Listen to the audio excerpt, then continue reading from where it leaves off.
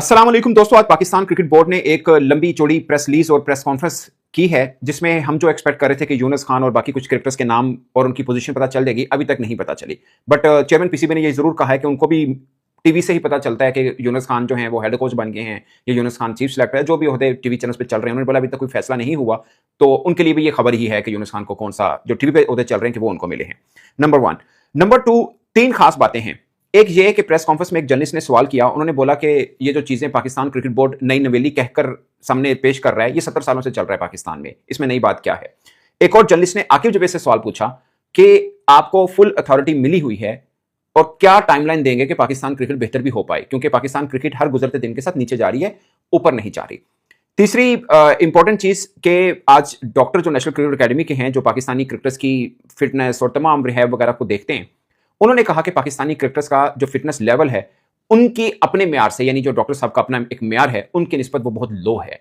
ये उन्होंने बात की। ये तीन खास पहलू हैं, मगर सबसे पहले एक पॉइंट के सेंट्रल कॉन्ट्रैक्ट का आपने हर जगह बड़ा शोर सुना होगा कि पाकिस्तान एक नया सेंट्रल कॉन्ट्रैक्ट मुतारिफ करा रहा है और उसके अंदर 5 कैटेगरीज रखी हैं और बला बला बहुत सी चीजें आपने सुनी। काफी कंफ्यूज होगा जो भी बंदा एक बार पढ़ेगा कि ये मतलब क्या है और क्या है। मैं इसका सिंपल ये कहूंगा कि एक एतबार से टेस्ट क्रिकेट को रिस्पेक्ट देने के लिए वो ठीक है, मतलब टेस्ट क्रिकेट को बहुत प्रमोट किया गया है और उन क्रिकेटर्स को जो टेस्ट क्रिकेट खेलना चाहते हैं उनको इनकरेज किया गया है, यहां तक ठीक है। बट ये पहली दफा ऐसा आ रहा है तो ये शायद गलत है। नाम बदल दिया है, A category, A B category, A plus. हमारे यहां पहले होता था ए प्लस कैटेगरी, फिर ए कैटेगरी, अब ए कैटेगरी है और ए बी कैटेगरी है, बस नाम चेंज है, बाकी चीजें वही हैं। बट एक चीज प्लस है कि जो टेस्ट क्रिकेटर है उसको कहा गया है कि आपको ज्यादा पे किया जाएगा। अब कितना पे किया जाएगा हर कैटेगरी में, लाइक अगर ए कैटेगरी है जिसमें सिर्फ टेस्ट क्रिकेटर होंगे, ए बी कैटेगरी जिसमें टेस्ट और वनडे दोनों होंगे, इसी तरह फिर एक कैटेगरी होगी जो वनडे और T20 की होगी, फिर एक कैटेगरी जो सिर्फ T20 की होगी। इस तरह से 5 कैटेगरीज बनाई गई हैं। बट एक चीज क्लियर की है जो मुझे काफी कंफ्यूजन थी, वो ये है, जो पहले बातें मीडिया पे भी चली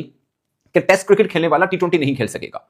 लेकिन आज की प्रेस रिलीज में ये मेंशन किया है कि सेंट्रल कॉन्ट्रैक्ट की जो सबसे प्राइम कैटेगरी है जिसमें टेस्ट वाला और वनडे वाला क्रिकेटर शामिल होगा, अगर जरूरत पड़ी तो उसको T20 में भी शामिल किया जा सकता है। लेकिन वो फिर सिर्फ लीग या सिर्फ शॉर्टर फॉर्मेट का क्रिकेटर नहीं होगा, वो एक्चुअल में वनडे और टेस्ट का होगा, लाइक जिसको हम बोलते हैं ना ऑल फॉर्मेट क्रिकेटर। अगर कोई ऐसा हुआ तो फिर उसको T20 भी खिला दिया जाएगा ऑन द रिक्वेस्ट और on the demand of selection committee. So ये एक चीज क्लियर हुई है जो कि मीडिया पे भी चल रहा था और मैंने भी जिस पे बात की, गलत चीज थी वो कि टेस्ट वाला T20 नहीं खेल सकता। ये क्लियर है प्रेस रिलीज में कि टेस्ट और वनडे कैटेगरी वाला क्रिकेटर अगर T20 में हुआ तो T20 में उसको शामिल किया जा सकता है। बट सेंट्रल कॉन्ट्रैक्ट की कैटेगरी उसको वनडे टेस्ट वाली मिलेगी, यानी ऑल फॉर्मेट क्रिकेटर को कैटेगरी वो मिलेगी जो टेस्ट और वनडे की क्रिकेटर की है एक्चुअल में। सो ये एक थोड़ा सा कंफ्यूजन था जो दूर हुआ।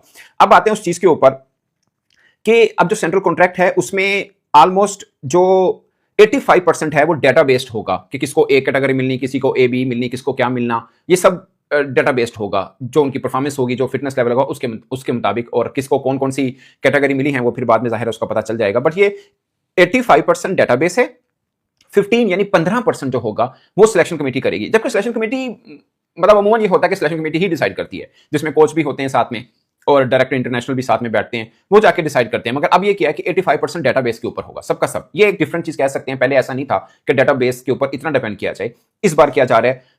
बेहतर होगा या नहीं होगा वो थोड़ा सा जब एक्सपीरियंस होगा तो शायद हो, बट मैं इस पे ज्यादा बिलीव नहीं करता। मुझे लगता है कि प्योरली डेटाबेस के ऊपर चलना शायद बहुत बेहतर नहीं होगा। अगर आकिब जुबैर ने इनको कुछ चीजों को जो हमारे जहन में थी, जिसमें मैंने भी वीडियो की कि डेटाबेस कैसे आप करेंगे, क्योंकि आईसीसी जो डेटाबेस बनाकर खिलाड़ियों की ग्रेडिंग करता है, आईसीसी जो करता है वो डिफरेंट है, जो हमारे यहाँ किया जाता है वो डिफरेंट है। बट आकिब जुबैर ने जो बातें बोली कि डाटा कैसे निकाला जाएगा वो भी एक्जैक्टली मैच कर रहा है जो आईसीसी जो कर रहा है। सो अगर वो चीज है तो एक नया तजर्बा होगा, तब अंदाजा होगा कि ये चीज ठीक है या गलत है। बट एट द मोमेंट ये आप कह सकते हैं कि नई चीज ये है कि डेटाबेस के ऊपर रखकर किया जाएगा, जो कि क्रिकेट के ऊपर कोई भी फॉर्मर क्रिकेटर होगा उसको मानेगा नहीं। वो समझेगा कि किसी भी क्रिकेटर को अपग्रेड करना है या किसी की तनजली करनी है तो उसकी परफॉर्मेंस एक सिलेक्टर देखकर ही कर सकता है, ना कि डेटाबेस के ऊपर हो। बट इस बार क्रिकेट बोर्ड ने यह फैसला किया कि 85% जो है वो ह्यूमन हैंड नहीं होगा, वो डेटाबेस के ऊपर होगा। बल्कि ये मेंशन भी किया आकिब जुबैर ने कि हमने जब लास्ट सेंट्रल कॉन्ट्रैक्ट किया था उस वक्त भी बहुत सी चीजें रह गई थी। कुछ क्रिकेटर्स कंप्लेन कर रहे थे कि हमसे ये ज्यादती, हमें गलत कैटेगरी में डाला है, हम डिजर्व करते हैं बेहतर। तो अब ये वाली कंप्लेन नहीं होगी, बकौल आकिब जुबैर की ये वाली कंप्लेन नहीं होगी।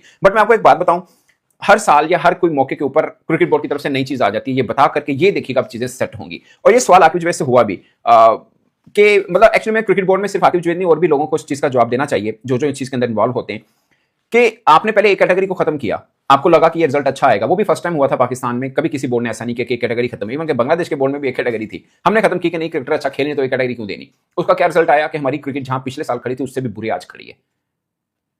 तो अब इनका क्या रिजल्ट आएगा वो भी 1 साल के बाद आप देख लीजिएगा। बट मैं आपको एक बात बता दूं कि एक दो जो सवाल हुए उसके ऊपर यह बताया गया, चेयरमैन पीसीबी ने कहा कि हम लोग बायलैटरल सीरीज अच्छा खेल रहे हैं लेकिन टूर्नामेंट अच्छा नहीं खेल पाते। उसकी बहुत सी वजूहत स्किल की बजाय कोई और वजूहत हैं। मतलब जो वो इशारा कर रहे थे कि मेंटली शायद क्रिकेटर प्रेशराइज हो जाते हैं, इस वास्ते हम टूर्नामेंट अच्छा नहीं खेल पा रहे, जबकि बायलैटरल सीरीज जो है वो हम बेहतर खेलते हैं। इन्हीं में बहुत से क्रिकेटर ऐसे हैं जिन्होंने टी20 वर्ल्ड कप 2021 का सेमीफाइनल खेला हुआ है और जिन्होंने टी20 वर्ल्ड कप 2022 का फाइनल खेला हुआ है, जिन्होंने एशिया कप 2022 का फाइनल भी खेला हुआ है। सो मुझे ये मेरी अपनी एज ए जर्नलिस्टिक जो ऑब्जर्वेशन है वो ये है, मुझे नहीं लगता कि बाबर आजम, शहीन शाह अफरीदी, शादाब खान, रिजवान, फखर जमान एक लंबे टाइम पीरियड से खेल रहे हैं। हारिस रऊफ इवन कुछ 7-8 लड़के तो वो बनते हैं जिनको पिछले 5-7 सालों से हम लगातार खेलते देख रहे हैं और इन्होंने बड़े बड़े इवेंट खेले हैं। बाबर आजम, शादाब खान ये उस टीम का हिस्सा भी थे जिन्होंने चैंपियंस ट्रॉफी, फखर जमान जिन्होंने चैंपियंस ट्रॉफी भी जीती है, हसन अली अगेन।